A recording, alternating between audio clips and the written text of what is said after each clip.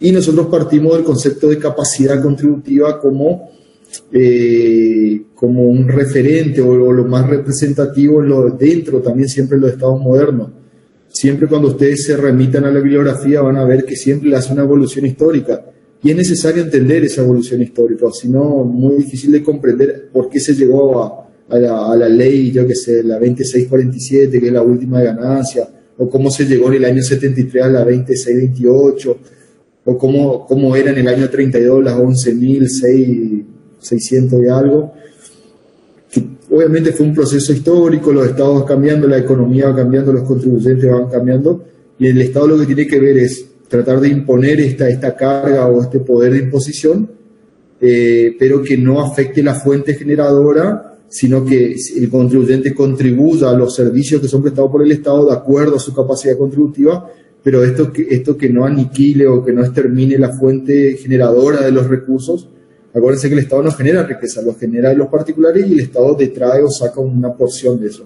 Entonces surge todo esto de las finanzas públicas, todas estas doctrinas, teorías, que van tratando de ver esto, cuál es el sujeto pasible, el hecho, la imposición, el momento, que si considero real o monetario, o nominal o monetario, real o cedular, o voy a un sistema unitario, si permito compensaciones, si permito deducciones personales, dependiendo del tipo de impuesto, ¿sí? Y en el caso del impuesto a la renta personal es un impuesto, ustedes habían estudiado también en la clase pasada, la clasificación de las imposiciones. Entonces este sería un impuesto directo, recae sobre una persona física, jurídica o sobre una sucesión indivisa, en realidad los representantes de la sucesión indivisa, y grava en este caso la renta, la ganancia, el rédito, el beneficio, que eso también lo vimos el día de ayer.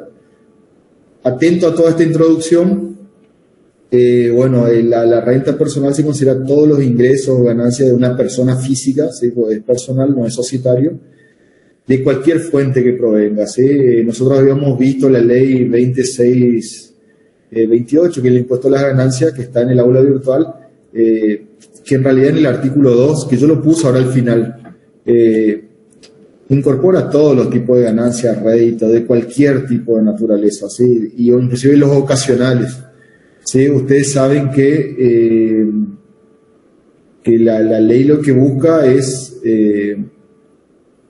gravar, digamos, la rentabilidad de cualquier fuente, sea en las 4 categorías que establece, sea una renta del suelo o de los inmuebles o de las propiedades, inmuebles y demás, sea del capital financiero, sea de una empresa, ya sea sociedad o de capital o de personas, o sea el trabajo en relación de dependencia o el trabajo personal también, no necesariamente en relación de dependencia, puede ser un trabajo personal, como un profesional independiente y demás que también tributa en la 4ª categoría, ¿sí? Entonces habíamos dicho que este tipo de impuesto personal, por lo tanto, incluye rentas de fuentes extranjeras. O sea, la ley también prevé que los que tributan son las personas, ya sean argentinos o nacionalizados, o que están en el país pero necesitan la residencia en el país para que el Estado pueda imponer esta carga, e incluye las rentas o las fuentes que generan dentro del país, de estas que nombré, o también en el extranjero o de una fuente extranjera. ¿Sí? Si yo tengo un departamento en el exterior y tiene alquileres, perfectamente sería categoría 1, y yo tendría que tributar en el país porque soy residente o mi domicilio fiscal es acá, ¿sí?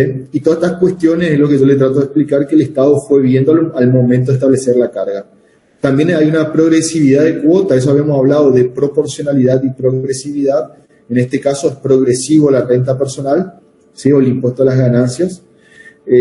¿Por qué? Porque a medida que mi capacidad contributiva aumenta la alicuota también, ¿sí? No es proporcional, ¿sí? No es un porcentaje y aumenta en proporción también, no, es progresivo, ¿sí? Mientras menor es mi capacidad contributiva es menor la tasa, mientras mayor mi capacidad contributiva es mayor la tasa o la alicuota a pagar, ¿sí?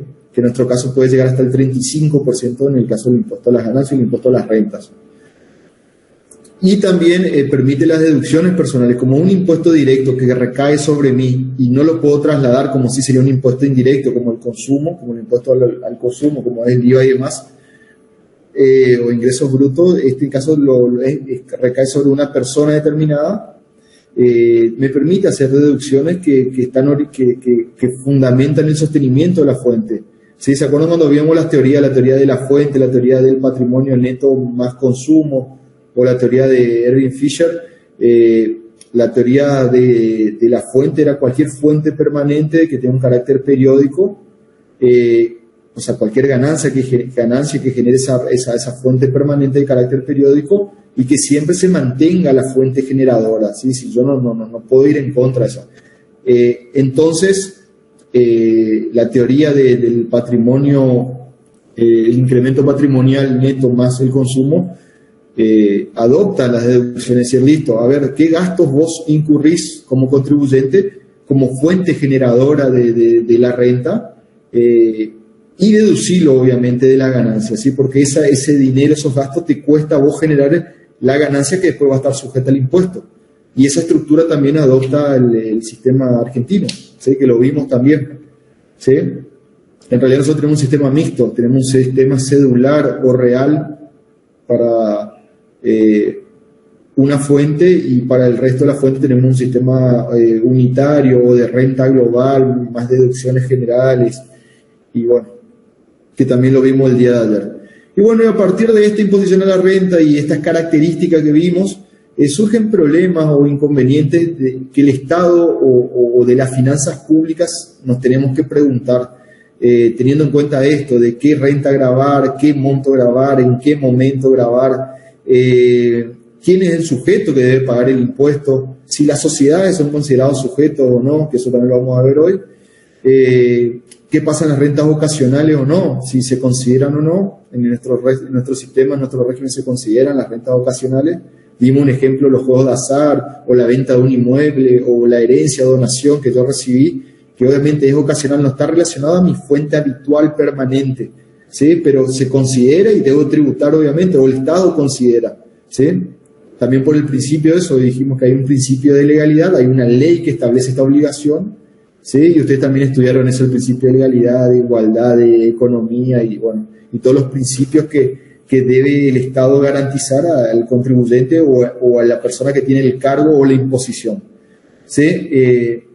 Después fuimos viendo, lo voy a ver a grandes rasgos, cuáles son los problemas que se plantean de este impuesto a la renta personal. Habíamos visto que el sujeto pasible del impuesto, el caso del cónyuge, los hijos a cargo, los parientes a cargo, nuestro sistema, por ejemplo, adopta este sistema, permite deducir los cargos de cónyuge, hijo, menores de 18 años, hijo en adopción, o parientes a cargo, padre, hijo, ¿sí? Que yo tenga a cargo, y obviamente que eso resulta un gasto para mí, y obviamente la ganancia o el rédito, el beneficio que yo tengo va a ser menor, porque tengo un gasto adicional, ¿sí? Y ahí vimos las diferentes formas, si se separa, si se junta, y demás, ¿sí? Después tenemos la ganancia o la renta imponible, ¿qué se puede imponer o qué recae sobre el impuesto, ¿sí? En este caso, la inclusión de las ganancias de capital, ¿sí? Permite la imposición de todos los ingresos, ¿sí? Se considera todo, de cualquier origen, digamos, ¿sí? Ahora vamos a leer los artículos 2, 3, 4, que yo hice una copia, que establece bien el concepto de imposición a la renta. Y encima es un sistema bien mixto, tenemos teoría de la fuente por un lado, teoría del incremento patrimonial neto por otro lado, ¿sí?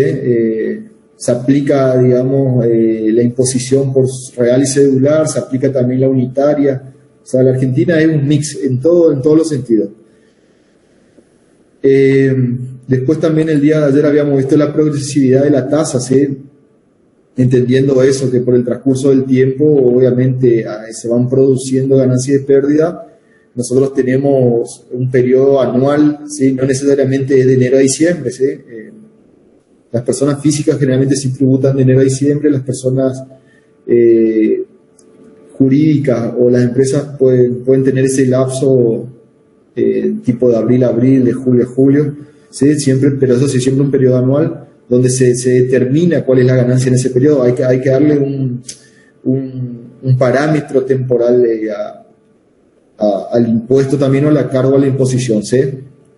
Y lo que planteamos también, que está la escala progresiva, también incluye las ganancias extraordinarias ocasionales con una alícuota diferente, ¿sí? Y también la progresividad puede alentar, digamos, al ocio o desalentar al trabajo, ¿sí? Con lo que habíamos explicado también. Al ser progresivo, si yo tengo más ingresos, más ganancias, la tasa es mayor, ¿sí? En la Argentina yo puedo estar tributando una tasa del 23, 26, 29% y pasar a una del 35% con un aumento salarial. Y entonces, o un aumento en las ventas. Y capaz que me convenga no tener el aumento o no tener más ventas porque yo no me quedo con nada de dinero, sino que se tributa más, o sea, se lo lleva la carga tributaria. Entonces también si el impuesto es muy regresivo o la presión tributaria es muy alta, pasan estas cuestiones que también el Estado obviamente se plantea al momento de establecer esta progresividad de las tasas, ¿sí? O también la sustitución del ahorro por el consumo, ¿sí? Como yo los consumos puedo deducir, prefiero consumir y pagar menos impuestos, digamos, ¿sí? Obviamente consumiendo siempre impuestos que pueda deducir, ¿sí? O gastos que pueda deducir. Después habíamos visto también, lo voy dando rápido esto porque lo vimos ayer, así que la renta real o la renta monetaria, esto está también dentro del programa en el aspecto de la inflación. ¿Qué considero? ¿Sí? Por ejemplo, ahora esto es muy aplicable al día de la fecha porque tenemos una inflación interanual arriba del 52%, es muy alta. Un país con inflación mayor al 5 ya es alta, imagínense, estamos en el 52 nosotros, y hace varios años que venimos así. Entonces, al momento de establecer el rédito de la ganancia, muchas veces no refleja en realidad la ganancia real, sino ficticia o es monetaria o nominal, ¿sí? Y esto es, ustedes que son estudiantes de ciencia económica, es muy sencillo, digamos, que la pérdida del poder adquisitivo de la moneda por la inflación es muy fácil de demostrar.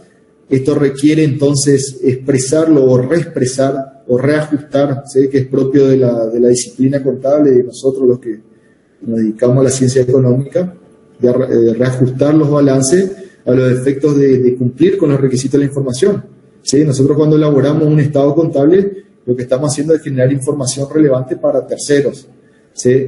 Y si esa información no es relevante porque no refleja en realidad, ¿sí? Y está distorsionado por la inflación, obviamente por eso también tanto en la imposición de la renta como la información relevante se aplica en valores monetarios, ¿sí? En valores de dinero, en pesos argentinos en este caso.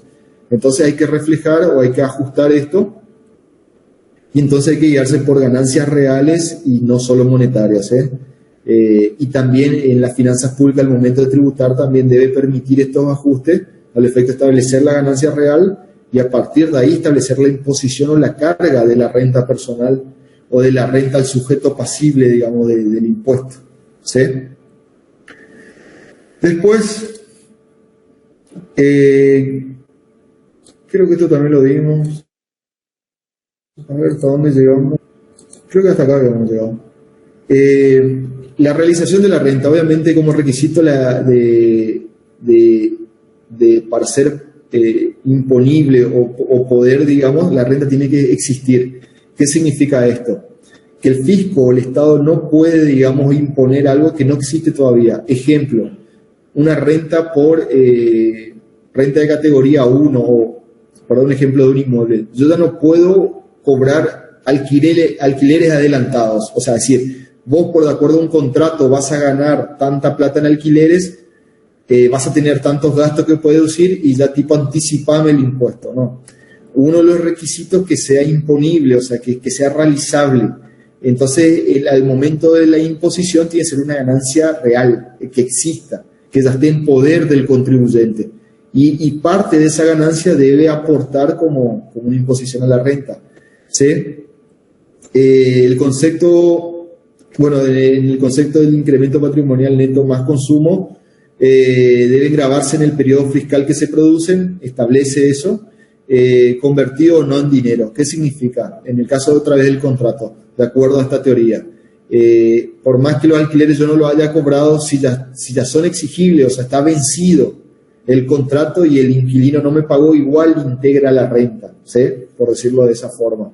Por más que yo no haya tenido el dinero, igual yo tengo que tributar por ese contrato porque es exigible el dinero, ¿sí? Por más que yo no lo haya cobrado. ¿Sí? Entonces un requisito fundamental es que la fuente generadora realice esto, ¿sí? Si es trabajo en relación de dependencia o trabajo profesional también tengo que de cobrar los honorarios, cobrar los sueldos, y una vez que cobro recién se realiza, digamos. Lo mismo con las ganancias de empresas o de títulos o demás. Después, otro tema que hay que tratar, o otro tema que se ve dentro de las finanzas públicas, es el tema de las rentas presuntas, o las ganancias presuntas. ¿Sí? Nosotros en Argentina también tenemos un sistema de ganancias presuntas, donde lo que se hace es estima, digamos, un tipo de ganancia que se presume que existen, digamos, ¿sí? O sea, y no puede dejar fuera de esto al patrimonio del contribuyente, ¿sí? El patrimonio como generador, obviamente, de ganancia o de rédito. Ya sea que este patrimonio lo utilice para el uso, el goce directo, o para la prestación de algún servicio que le genere una ganancia. Dentro de esta imposición a la renta, nosotros este patrimonio del contribuyente o esta riqueza, ¿sí? Acuérdense que la capacidad contributiva es la forma de cuantificar la riqueza de un particular, es decir, tiene tantas riquezas, genera tantos usufructos, beneficios esa riqueza y debe tributar, ¿sí? Yo que sé, por un impuesto al patrimonio va a tributar por la riqueza y por la renta o los beneficios que le genera ese patrimonio va a tributar otro impuesto que es el impuesto a las ganancias, ¿eh? Por lo menos nuestros regímenes así. Y también tenemos un impuesto a las ganancias presuntas. Entonces, la inclusión de estas rentas de goce implica también que pueda deducir, obviamente, pérdidas que puedan ocasionar. ¿Sí? Si yo incorporo el patrimonio que el contribuyente lo utiliza para su uso personal, por ejemplo, la casa habitación, ¿sí? Su casa, o una casa quinta que tiene, o si lo alquila o lo presta, o está relacionado a la prestación de un servicio, debo permitir que haga todas las deducciones. En nuestro sistema también es así, permite hacer deducciones, digamos, de gastos, ¿sí? Por ejemplo, se puede deducir los créditos hipotecarios que uno paga por la casa habitación, ¿sí? Como una deducción, por dar un ejemplo. Y esto, digamos, esta renta presunta no solamente se limita, digamos, a los inmuebles, como el de la casa habitación, también a los bienes muebles, rodados y demás. O sea, los bienes que están dentro de la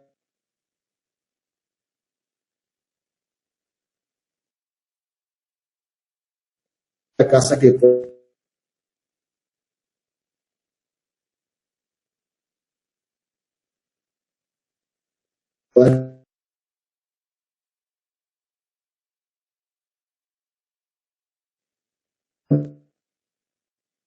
llegar a tener un valor amortizable,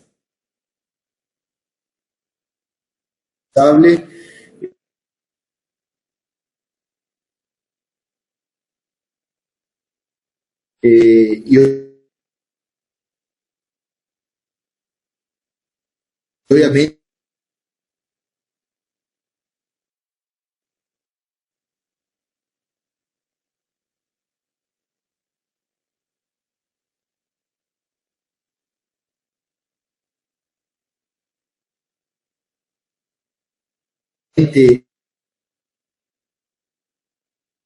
ese valor incrementa la riqueza del contribuyente, o también de los bienes, ¿sí? Están exentuados del impuesto, y poner como una exención dentro de la ley. Acuérdense que está el principio de legalidad, tengo que decirlo por ley, ¿sí? Entonces todo eso queda por fuera, el ahorro queda por fuera, ¿sí? Sería algo así la imposición del ahorro, ¿sí? O sea, hay diferentes teorías, ¿sí? Algunas que proponen que son procesos productivos diferentes, otros proponen que sí se graba el ahorro, y obviamente está mal que se grabe el ahorro, porque lo que se busca es grabar la renta, la ganancia, el beneficio, y otras que proponen exentuarlo como política fiscal y ponerlo dentro como una exención al ahorro, cuando se considera obviamente ahorro, y no grabarlo, digamos, pero bien establecido, ¿sí? Vamos a otro de los inconvenientes o problemas que plantean. No, hasta ahí llegué, no, hasta ahí era. Esa era la imposición del ahorro. Ese era como el último inconveniente que el Estado debe plantearse, digamos, al momento de imponer la renta personal, ¿sí? ¿Alguna pregunta hasta acá? ¿Venimos bien? ¿Tienen alguna inquietud? ¿Tengo un mate mientras?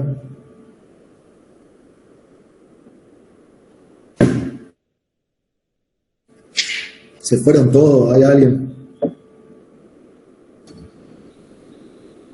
No, profe, acá estamos. Bueno, qué suerte que por lo menos dos escuché, así que estamos todavía. Bueno, ahora vamos al punto número 3 del programa, que habla sobre el impuesto a las ganancias, los réditos, y en este caso serían los beneficios, porque la sociedad de capital, el concepto beneficio está relacionado a la utilidad o la ganancia o el producto, digamos, de la explotación de las sociedades de capital. ¿Sí? En este concepto, digamos, es el de sociedad de capital, y yo lo puse acá. Hay muchos criterios, digamos, que algunos consideran a la sociedad de capital como una persona o sea, en realidad la sociedad de capital es una persona pero jurídica, o sea, de carácter ideal, no de carácter real, eso ustedes lo estudiaron también, ¿sí? Que tiene un conjunto de derechos y obligaciones, obviamente, como cualquier persona, si bien no existe en el mundo real, pero esta creación, digamos, societaria por el hombre, obviamente, creada por el hombre, tiene un conjunto de derechos y demás. Y acá hay dos posturas, digamos, que dicen, sí, está bien, es una creación del hombre, pero es manejada, dirigida por el hombre, y por lo tanto el que tributa o la carga, la imposición corresponde a que se hagan las personas físicas.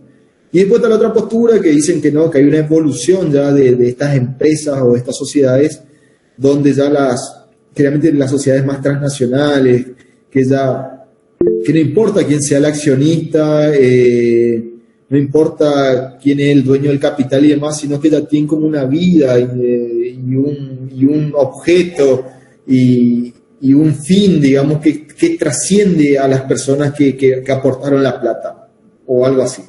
¿Sí? Entonces ahí entra también el Estado, a ver, yo tengo que imponer una renta, ¿sí? Por el beneficio. Yo entiendo que esta persona jurídica obtiene beneficios por la explotación de actividades comerciales, industriales, mineras, agroforestales, todo eso. Entonces yo como Estado tengo que gravar la ganancia, el beneficio, ¿sí? Eso es lo que yo tengo que tratar de hacer. Entonces acá también surgen diferentes teorías que lo vamos a ver ahora. Primero, ¿se acuerdan? Los impuestos reales o cedulares que grababa a cada uno en forma particular, ¿sí? En forma separada, que no permite que compensen ni que deduzcan ni nada. En ese caso, el impuesto, en los estados que aplican impuestos reales o cedulares, los beneficios constituyen la base del impuesto real. ¿Qué significa? La ganancia, el beneficio de la empresa es la base del impuesto y debe tributar. No importa que sea una sociedad, ¿sí? ¿Sí? Yo le cobro por separado a las sociedades, creo un impuesto, digamos, específico para las sociedades comerciales o la sociedad de capital, y le cobro un impuesto, ¿sí? Pero en el impuesto unitario personal, que se acuerdan que el unitario personal era la renta global, o sea, todos los recursos de toda la fuente, no importa dónde se genera, recaían sobre una persona física. Esta persona podía deducir las cuestiones personales o de subsistencia o de carga de familia, podía compensar gastos, ¿sí? Podía también incluir ganancias extraordinarias o eventuales que no estaban asociadas exclusivamente a la sociedad. La imposición ahí es diferente, ¿sí? Es distinta ya. ¿Por qué? Porque ahí se entra a ver esto que yo le dije, si en realidad la sociedad es una representación de personas que aportan capital o en realidad la sociedad es una persona y debe tributar como sociedad en sí. ¿Sí? Entonces el Estado se tiene que plantear. Dentro del impuesto unitario personal, acuérdense, nosotros tenemos un sistema mixto, tenemos un impuesto real sobre las sociedades, pero un impuesto de renta general sobre el resto, digamos, de las fuentes. Entonces se plantean ahí, y lo que plantea este sistema de impuesto personal o unitario es que esta imposición es transitoria, que significa que las utilidades recién cuando son distribuidas, ¿sí? Ustedes saben por el tipo de sociedad que la ganancia, el beneficio de las sociedades están dentro de esta sociedad, de esta persona jurídica, y recién cuando se distribuyen o se reparten de acuerdo a criterios de acciones, ¿sí? Acciones de privilegio, acciones simples y demás, se distribuyen este beneficio, recién ahí la imposición se considera, digamos, ¿sí? Y ahí entra a ver qué pasa, digamos, y lo que sucede, y es en nuestro sistema también, es que cuando estas sociedades de capital o estas personas jurídicas distribuyen este beneficio, porque pueden no distribuir, cuestión de política societaria, ¿sí? Estar 3 años sin distribuir. Pero cuando distribuyen, ahí se retiene o se impone este cargo a las personas que van recibiendo esta distribución de estos dividendos, y esto lo computan como un pago a cuenta, ¿sí? Porque acuérdense que yo tengo el criterio de renta general o renta global, ¿sí? Yo como persona cuando me distribuyan las utilidades en el periodo que corresponda, yo voy a tomar ese impuesto que ya pagó la sociedad como un pago a cuenta del impuesto que yo tengo que pagar por todas las fuentes, ¿sí? Y después está el otro concepto del impuesto sobre las utilidades no distribuidas, ¿sí? Que también, o sea, la sociedad, por más que no distribuya las ganancias, ¿sí? Por ejemplo, en este año ganó 1 millón de pesos, pero no distribuyó en sus asociados o en realidad en sus socios capitalistas este importe, pero igual la sociedad paga, ¿sí? Por esto yo le explicaba que nosotros tenemos un sistema real o cedular en las sociedades, ¿sí? Entonces la sociedad sí soporta, digamos, el costo que tiene el impuesto o la imposición a la renta. Me esperan un ratito, ya vuelvo.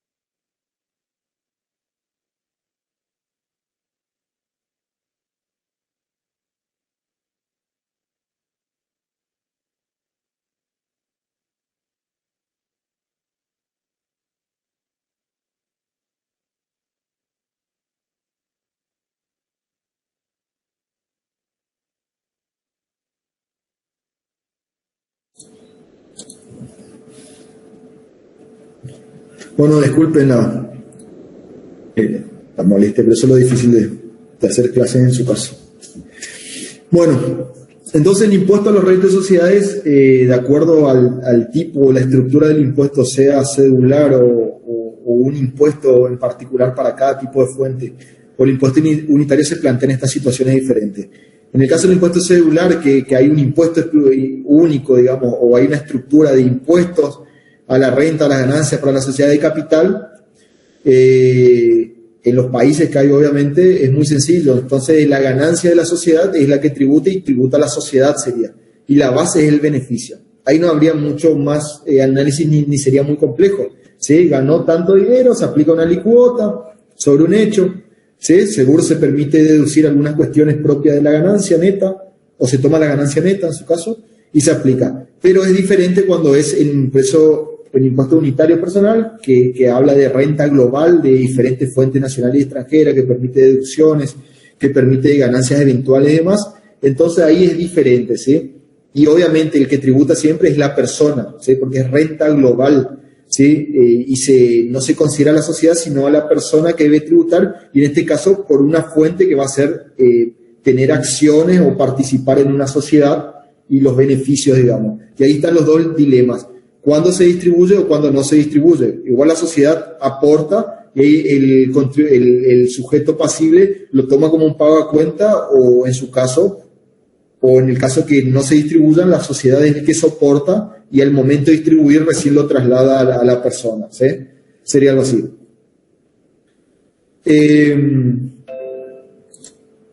Después, obviamente, acá vamos otra vez a lo propio de las finanzas públicas, que es la concepción de la doctrina o doctrinaria, ¿sí?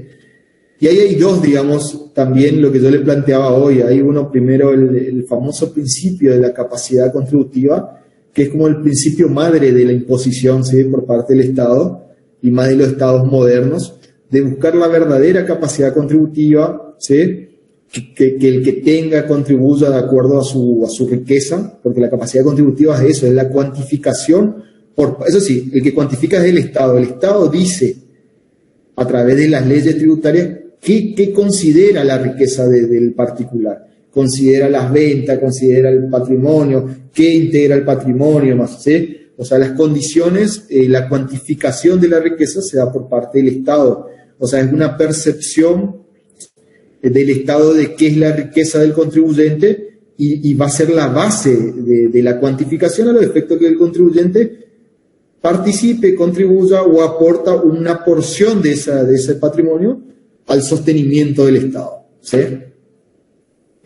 Yo puse entre paréntesis sacrificio porque tiene que ver a la teoría del sacrificio, ¿sí? El de la capacidad contributiva. Mayor sacrificio, mayor capacidad contributiva, y esto es bien meritocracia, digamos, ¿sí? A mayor mérito, mayor contribución, digamos, o mayor aporte, ¿sí? O sea, para este principio de la capacidad contributiva seríamos todos, o sea, el que más tiene, el que más contribuye sería el mejor contribuyente por establecerlo. Obviamente el de la capacidad contributiva habla de personas físicas, entonces solamente tiene referencia a personas físicas. O sea, una sociedad no tendría capacidad contributiva dentro de este principio, ¿sí? La capacidad contributiva surge de la cuantificación de la riqueza de un particular, de un sujeto real, ¿sí? No ficticio, no ideal, y a partir de ahí tributa o se le imponen las cargas, ¿sí? Las sociedades, por lo tanto, tienen derechos, son sociedades de derecho, pero habla, y ahí me gustó lo que leí hoy de Dino Jara, que habla sin sustancia económica. ¿Qué significa? Que la sociedad de por sí, si no es dirigida por el hombre o si el hombre no le da el objeto económico, no tiene sustancia económica, no tiene validez económica, ¿sí? Yo le digo si es una sociedad comercial, si es una sociedad industrial, si es dentro de la sociedad comercial, si es de transformación, de extracción, de consumo, ¿sí? Yo le doy esa sustancia económica que la sociedad no lo tiene de por sí solo. La sociedad entonces como instrumentos adaptados por el hombre, ¿sí? El hombre, también la sociedad se dio como una evolución de los comercios o la necesidad del hombre de resguardar el patrimonio, resguardar la responsabilidad, o dar participación a capitales de otros y resguardar la conducción o la dirección de la empresa. Entonces se fue adoptando esta estructura de sociedades de capital, sociedades de personas, sociedades mixtas, uniones transitorias de empresas o de sociedades para un fin determinado, que la verdad es así. No sé si ustedes tuvieron ya derecho comercial, donde estudian todo esto, y la verdad que es muy compleja, la ley de sociedad comercial es muy compleja, en todos los aspectos, digamos, de los órganos directivos, el objeto, el acto constitutivo, las responsabilidades, tanto de la sociedad de capital como de la sociedad de personas y demás, ¿sí? ¿Tuvieron ya derecho ustedes, derecho comercial? Sí, profe, lo tenemos. Bueno, entonces es todo esto de lo que yo le estoy hablando. Y obviamente la persona jurídica o esta persona ideal es una ficción, ¿sí? Es una creación, ¿sí? Yo lo utilizo como un instrumento para obtener beneficios en este caso, pero siempre el que dirige, el que maneja, el que establece, el que tiene sustancia económica es la persona física. Entonces ahí sí se mide la capacidad contributiva, ¿sí? Entonces yo mido la capacidad contributiva como una fuente, ¿sí? En este caso como categoría tercera, que es como nosotros utilizamos, que es sujeto empresa. Lo aporta la persona, digamos, el contribuyente, persona física, ¿sí? Los beneficios que obtiene de estas sociedades de estos instrumentos asociativos, ¿sí? A los efectos, digamos, de obtener una utilidad, un beneficio. Y el Estado va a gravar, obviamente, de acuerdo a esta capacidad contributiva, ¿sí? Después está la otra concepción doctrinal, que es la empresa como una evolución moderna o este instrumento del hombre, que llegó a un momento que evolucionó tanto que ya se establecen como que tiene una actividad propia, ya sea nacional o internacional, ¿sí? Que ya trasciende al hombre en sí, ¿sí? Yo puedo ser accionista, yo que sé, de McDonald's o de Microsoft, y estar en cualquier parte del mundo, o ser residente de cualquier parte del mundo, y la empresa, por más que yo aporte, no aporte, o aporte mucho, aporte poco, como que tiene una conducción, ya tiene una dirección, ¿sí? Por más que se haya muerto el CEO de Apple, o el CEO de Microsoft se haya jubilado, la empresa tiene ya como una vida propia o una conducción propia. ¿Sí? Que esto se da en la forma asociativa más compleja, ya, digamos, donde ya trasciende, digamos, a la creación o al instrumento creado por el hombre. ¿Sí? Los sujetos son solamente aportantes de capital, pero sin dirección, entonces o sea, no participan en la dirección de la empresa. ¿Sí?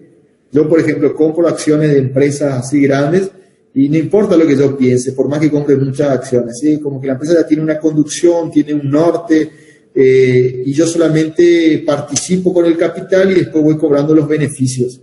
¿Sí? Y la personalidad jurídica obviamente adopta una realidad, ¿sí? No como en el principio o la concepción de la capacidad contributiva, donde es una ficción o es ideal o es una creación. ¿Sí? En este caso sí existe, es una realidad, tiene como una voluntad propia ya por fuera de los socios o los capitalistas o los que dirigen o demás, y demás. Vuelvo a lo mismo, son concepciones doctrinales, ¿sí? Yo puedo estar a favor, en contra, puedo optar por una mixtura o una mezcla de ambos, decir sí, es una empresa con una dirección propia, pero sigue siendo un instrumento de las personas, ¿sí? Porque si las personas se retiran, el capital, la empresa deja de existir. Entonces se plantea esto. ¿Y por qué viene este planteo? Porque el Estado siempre lo que va a buscar es imponer la renta. A ver, de este beneficio que el Estado, que esta sociedad de capital ganan o crean o producen, que eso sí es cierto. Ellos tienen un beneficio. A ver, ¿qué grabo? ¿Grabo la sociedad o grabo a la persona que integra la sociedad? ¿Sí? A eso va, digamos, ¿sí? Y este proceso evolutivo. Bueno, a ver, esto sería impuesto sobre los eventuales. Bueno, ese sería el concepto, digamos, de la imposición sobre las sociedades de capital, ¿sí? Lo que habíamos establecido y el criterio, digamos, ¿sí? Nosotros en la Argentina, como yo lo había comentado ayer, ¿se acuerdan que había 3 sistemas de imposición? Que era el sistema real o celular, el sistema de unitario de renta global o un sistema mixto. Bueno, yo le había comentado, nosotros tenemos un sistema mixto.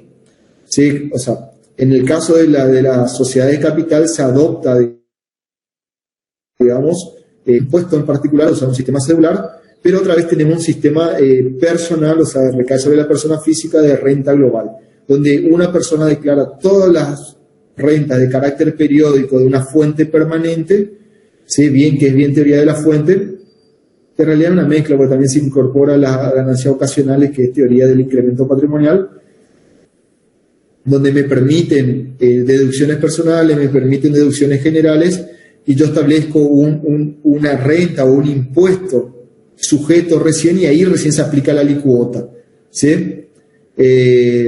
Entonces entraría esto en una categoría de las 4 categorías que tiene el impuesto, sería la categoría tercera, que es sujeto a empresa o los beneficios de la sujeto a la empresa, y ahí entrarían las sociedades de capital. ¿Sí? Eso sería como una conclusión del sistema que adoptamos nosotros, y ustedes lo van a estudiar bien en impuestos. ¿Sí? Pero yo le expliqué todo el tema de la imposición y qué adopta el Estado en este caso. Vamos a otro, que es otro punto, que es el punto 4, que es también la imposición, pero en este caso sobre los beneficios eventuales. ¿Sí? Que este es bien el sistema del incremento patrimonial neto más consumo, que incorpora, aparte de la renta periódica de carácter habitual que busca la permanencia de la fuente productora, ¿sí? Y después vamos a leer, ahí yo puse los artículos, que vemos como en la Argentina, digamos, es un mix, porque ¿se acuerdan cuando vimos el día de ayer la teoría de la fuente? Era eso. La teoría de la fuente considera renta o considera ganancia o utilidad todo producto que se produzca de una fuente, ¿sí? De una fuente productora, obviamente productiva, que tenga un carácter permanente y periódico, o sea, que se dé todos los meses en forma permanente, o sea, en forma continua, y que siempre se mantenga la fuente productora. ¿Qué significa? Que siempre debe existir la fuente que genera la ganancia del rédito, o sea, que la empresa exista, que la persona siga trabajando, que el inmueble siga existiendo para generar los alquileres, que los títulos, valores sigan para que sigan generando intereses, o beneficios, ¿sí? Pero a su vez la teoría del incremento neto patrimonial consideraba también lo que es ocasional, que no considera la teoría de la fuente, ¿sí? Aquellos ingresos eventuales ocasionales que se dan por ejemplo, la venta de un inmueble o cuando se recibe una donación, un legado, una herencia, ¿sí? También considera renta a eso excepcional o eventual o extraordinario dentro de la renta, ¿sí? Yo acá copié el artículo 2 de la ley de impuesto a las ganancias, la ley 20.628, porque el criterio general es que el impuesto sobre, o la imposición sobre estos beneficios eventuales tienen una naturaleza residual. ¿Qué significa? Para la ley del impuesto a las ganancias, todo ingreso que no está grabado por el impuesto a las ganancias, por eso es residual, se considera un beneficio eventual, ¿sí? ¿Qué significa? Todo lo que el impuesto a la ganancia me establezca como una renta, que son el inciso 1, 2, 3, 4, se considera una renta eventual o periódica, que es bien teoría de la fuente. Pero, por ejemplo, el inciso 5 es eventual, ¿sí? Porque no se da, no es permanente, no es periódico, no hay una fuente productora, ¿sí? Aparte, si yo vendo un inmueble, estoy vendiendo la fuente productora, ¿sí? Porque no va a generar más ningún beneficio, ¿sí? Si yo hago la transferencia de derecho también o enajenación, estoy vendiendo la fuente productora y no se cumpliría el principio de la teoría de las fuentes. Por eso decimos que nosotros tenemos un sistema mixto, ¿sí? Y ahí en el artículo 2 establece, digamos, que para la ley considera ganancia y por lo tanto recae en la ley y por lo tanto debe tributar el sujeto pasible del impuesto todas las ganancias, ¿sí? Aun cuando no se indiquen en ellas, ¿sí? O sea, todo lo que se considera ganancia recae en el impuesto, ¿sí? Y ahí entra el tema de las ocasionales o las eventuales y enumera los réditos, renta, enriquecimiento susceptible de una periodicidad. Esto es bien teoría de la fuente, que implique permanencia de la fuente que lo produce su habitación. Esto es teoría de la fuente puro, ¿sí?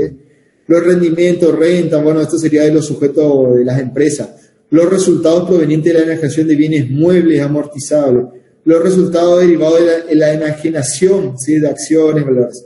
Y después acá entraría también la parte eventual. Los resultados derivados de enajenación de bienes inmuebles. Acá yo estoy vendiendo la riqueza que puede llegar a generar una ganancia. Igual se considera, digamos, y esto se considera un beneficio eventual, ¿sí? Y de la transferencia también de derechos sobre inmuebles, ¿sí? Yo vendo el usufructo en este caso, ¿sí? Cuando yo vendo el derecho. Yo tengo el inmueble, yo tengo la propiedad, pero el usufructo se lo vendo o lo dono o lo vendo a alguien, ¿sí? Le doy a una empresa para que lo explote, ¿sí? Si bien yo tengo el patrimonio, pero la ganancia, digamos, se lo doy a una empresa, ¿sí? Esa transferencia del derecho también recae, digamos, sobre el impuesto, ¿sí? Por eso yo le copié la ley, porque le quería demostrar cómo nuestro sistema es un sistema mixto de acuerdo a lo que veníamos viendo.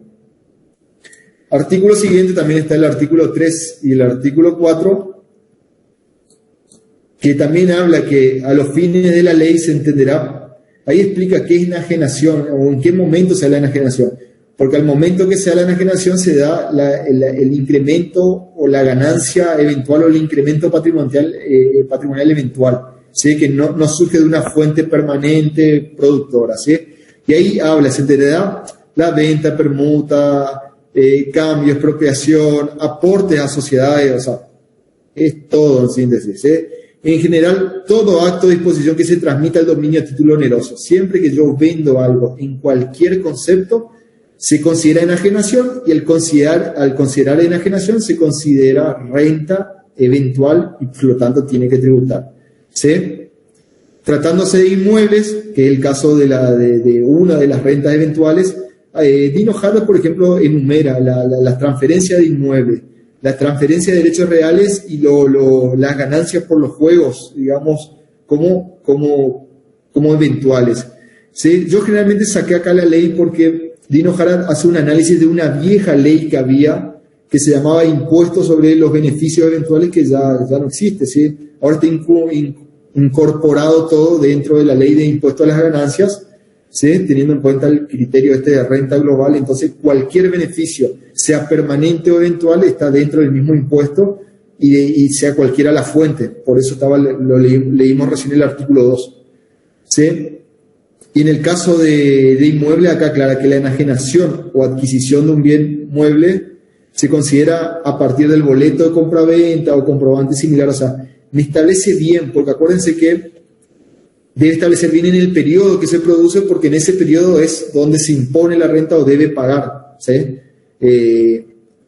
Después el artículo 4 establece, digamos, también otro tipo de ingresos que son de carácter eventual o excepcional, que son aquellos que se reciban por herencia, legado o donación.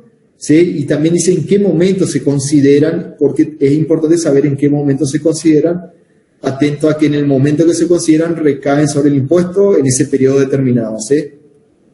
Y establece el valor, ¿sí? El valor de adquisición, ¿sí? El valor impositivo, o sea, la evaluación fiscal de los bienes que tuvieran a la fecha de ingreso del patrimonio. O sea, yo recibo un inmueble por donación, y entonces yo tomo el valor cuando lo incorporo al patrimonio, ¿sí? El valor fiscal que tenía al momento de incorporar el patrimonio, o en su caso si lo adquiero, ¿sí? Al valor de adquisición a la fecha de incorporación del patrimonio. ¿Sí? Y ahí recaería en el inciso 5 en una renta por la adquisición o la transferencia de un inmueble. Entonces se considera una renta también del periodo y debo tributar en ese periodo donde se acontece o se da. ¿Sí? En el caso también que no se puede establecer el valor, porque acá hay mucha trampa, por decirlo así. ¿Sí? Yo recibo un bien en donación y ponerle valor 1, me donaste, pues vamos a poner valor 1. ¿Sí? Se determina, digamos, se considera el valor de adquisición o el valor de plaza del bien, ¿sí? ¿Qué valor tiene en el mercado? De la última transmisión en forma de determinar la reglamentación. ¿Sí? O sea, se tiene que tomar un valor real. Lo que busca la reglamentación es que no hagan trampa, porque como ese va a ser la base imponible del impuesto y sobre eso se va a tributar, que no me pongan un valor que no corresponde. Generalmente se toma el valor fiscal. Ustedes saben que todos los inmuebles, y esto generalmente está relacionado con los impuestos al patrimonio, sí, ustedes saben que, por ejemplo, cuando yo compro un inmueble tiene un valor fiscal, que es un valor presunto que el Estado dice, bueno, este inmueble menos de esto no vale. ¿Sí? El valor puede ser mayor que el valor de compra o el valor de adquisición o el valor de incorporación al patrimonio puede ser mayor, pero no puede ser menor el valor fiscal. A los efectos tributarios también tiene el mismo norte, digamos, ¿sí? Busca que el valor que yo recibo en donación, en legado o en herencia, o que haya hecho una transferencia en carácter oneroso, ¿sí? También tenga como mínimo este valor fiscal a los efectos del impuesto, en este caso el impuesto a la renta o el impuesto a la ganancia eventual. ¿Sí? Bueno, con esto, digamos, terminaríamos lo que es imposición a la renta. El punto número 5, generalmente lo dimos, que habla de la inflación, habla del impuesto a los salarios, que lo dimos en carácter general cuando hablamos de la teoría y demás, o la imposición a la renta personal. ¿Sí? Esta unidad, vuelvo a reiterar, se estudia de Hinojara. Hay algo en Villegas, pero Villegas tiene más una naturaleza tributaria que de finanzas públicas, por eso yo no lo adopté. En la bibliografía complementaria cita de Hinojara, digamos, que es lo que la cátedra propone también, y bueno, y es más un análisis doctrinal, teórico, de evolución histórica de la imposición, de esta facultad que tiene el Estado de imponer carga a los particulares y de traer parte de su riqueza a los fines de sostener los gastos públicos y prestar estos servicios públicos, siempre teniendo en cuenta la capacidad contributiva como referente, ¿sí? Y como índice de participación en los servicios públicos por parte de los ciudadanos, ¿sí? Yo participo en el sostenimiento de los servicios públicos a través de, en este caso, de tributar por las rentas, réditos, beneficios o lo que obtenga de diferentes tipos de fuentes que yo puedo llegar a generar siendo residente en un país, sean de fuentes que tengan este país o fuentes extranjeras que me corresponde tributar en este país. ¿Sí? ¿Alguna pregunta hasta acá? ¿Quedó claro? ¿Quieren hacer alguna consulta?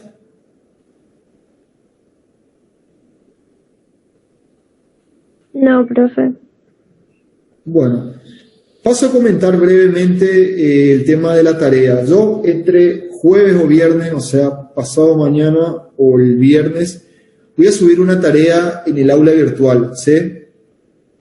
La tarea va a estar en el aula,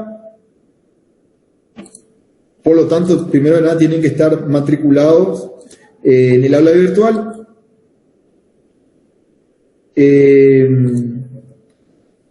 ¿Cómo era?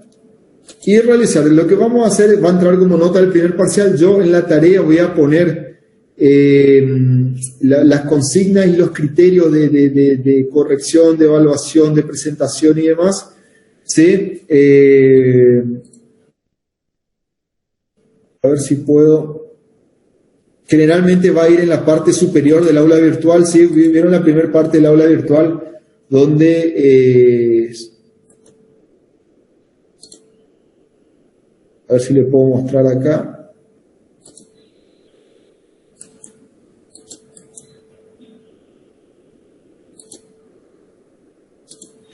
Si me deja acá compartir.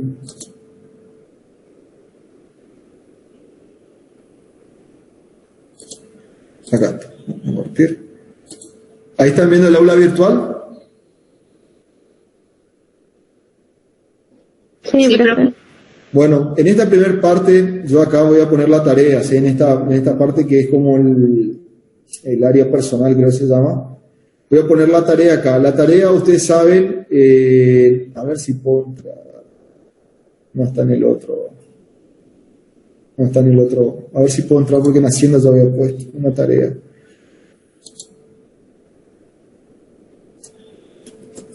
No tengo acá. Bueno, la tarea, ustedes creo que ya lo hicieron, lo va a comprender.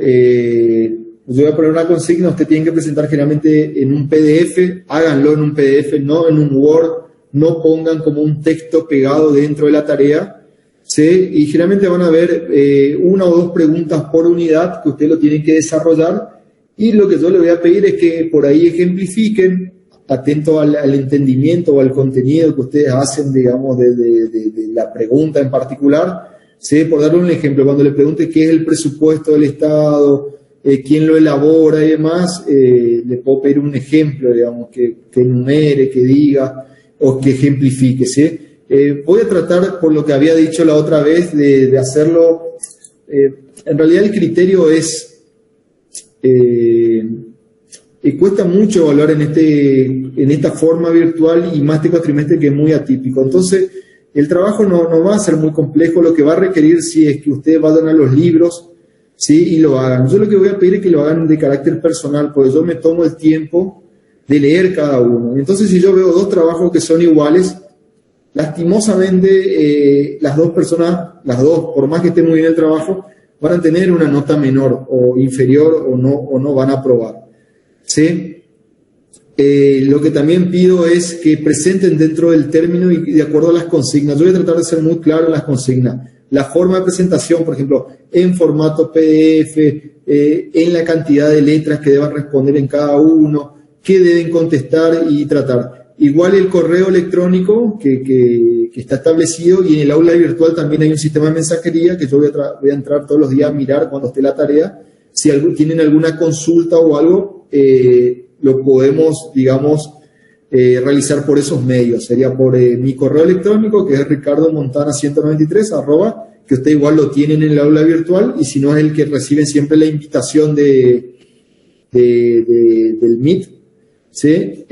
Y si no, por el aula virtual, para sacar alguna duda y más. No tienen que mandar mi trabajo al aula virtual, a mi correo. Yo quiero que lo pongan en el aula virtual porque yo voy a calificar y la nota queda dentro del aula virtual y a mí me permite sacar un listado de calificaciones del aula. En síntesis, el que no presenta en el aula virtual tampoco no tiene validez o como si fuera que no presentó. Así que si me envían a mi correo a mí o de otro, no sirve, ¿sí?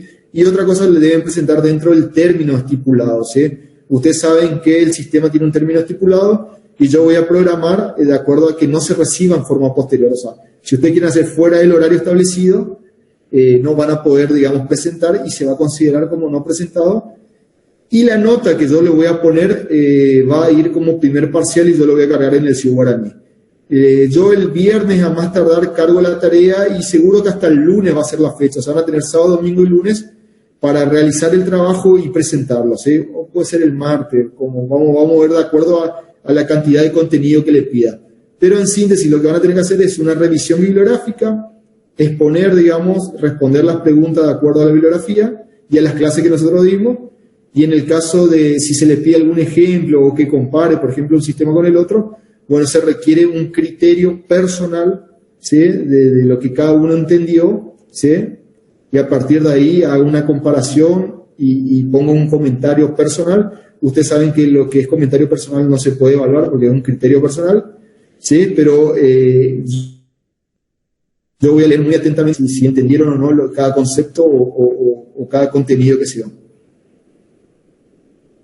El jueves, bueno, sí, no hay problema, déjame, ya me ocupo desde mañana y voy a tratar de subir el jueves, digamos, para la tarde, pero sí, no habría ningún problema.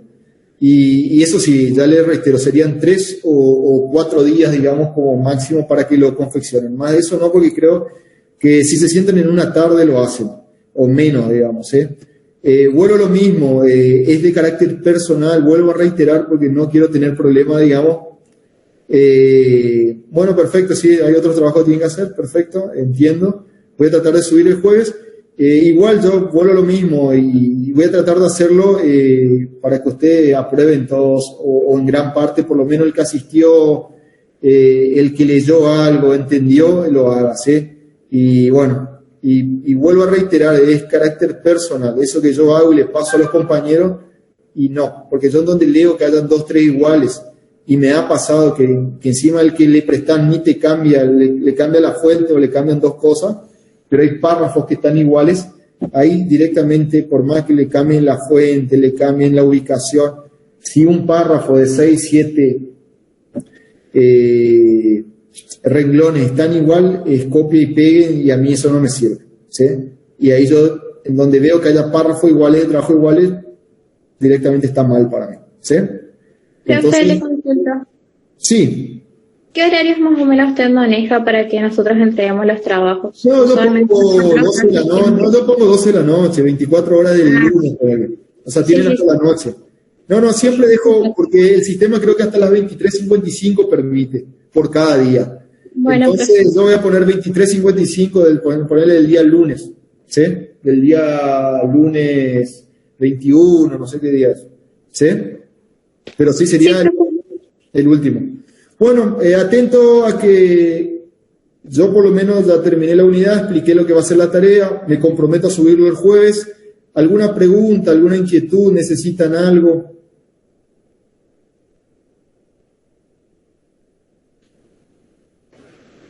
¿Tenemos algún límite, profe, de cantidad de hojas, por ejemplo, para presentar? Voy a tratar de poner un límite porque tengo que corregir y son bastantes, ¿sí? Por lo menos lo que en las 4 comisiones, en las 3 comisiones hay 65 inscriptos. Y acá en las clases virtuales siempre participan, por lo menos lo que yo voy anotando, participan entre 27, 28, 30, 36, llegaron alguna vez 40, 42. Entonces vamos a ser un poco optimistas que presenten 60 o 50.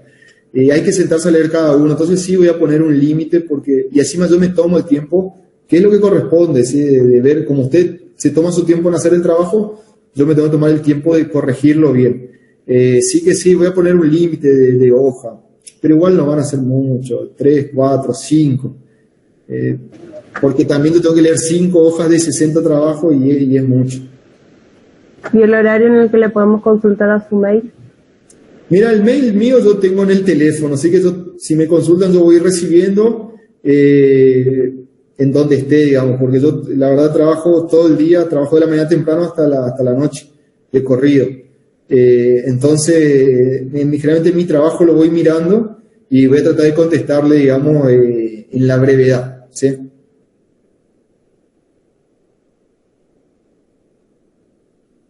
Bueno, damos por finalizado. El jueves de tarde subo la tarea La semana que viene, el martes tenemos clase, el lunes no, y seguro vamos a tener martes y viernes, ¿sí? Que vamos a dar la unidad número 7, que es imposición sobre el patrimonio, ¿sí? Con la misma estructura como venimos trabajando, ¿sí? Lo voy a subir también en el aula virtual la unidad 7, el Power, si hay cuestiones de interés como leyes, o link, o libros, demás lo voy a subir. Y bueno, y el martes que viene tenemos la clase y para el día jueves esperen la tarea que va a entrar como primer parcial, ¿sí? El trabajo a realizar. Y bueno, y nos contactamos.